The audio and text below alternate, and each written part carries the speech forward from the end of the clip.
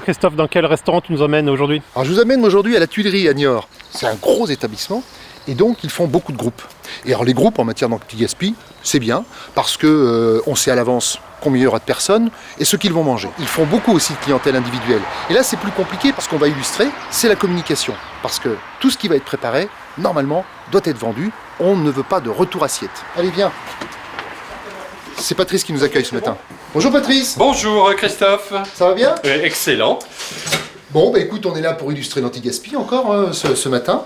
Je te propose qu'on passe directement en cuisine, on va voir le chef. Bonjour Mathieu, ça va bien? Tu vas bien? Ça va. Ce qu'on a remarqué ici chez vous, c'est qu'il y avait une pratique qui nous intéressait. C'est celle de la communication. Oui.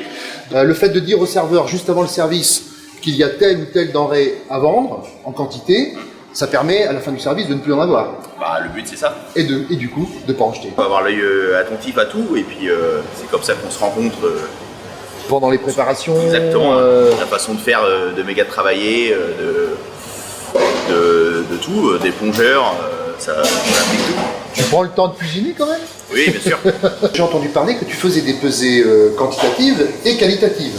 Est-ce que tu peux m'expliquer comment ça se passe ça? Exact. Bah alors nous, la cuisine comment elle est disposée, c'est vrai que les retours à assiette des clients arrivent par là. Et après, je demande avec mon équipe de plonge que s'il y a des éléments et que je vois qui ne fonctionne pas, une garniture, un légume, qui me le mettent de côté et puis on...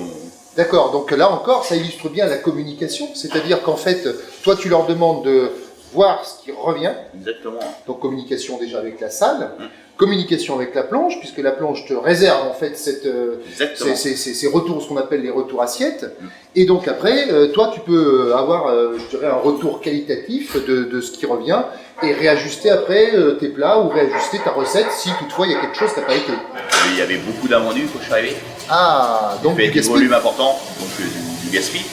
J'ai mis en place le menu à la semaine pour lisser les commandes. D'accord.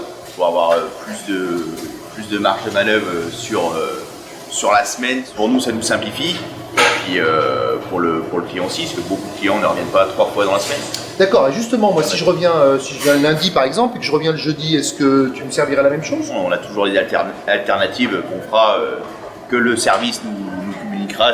Les bulots sont arrivés pour la carte. Mathieu, vous faites ça tous les jours?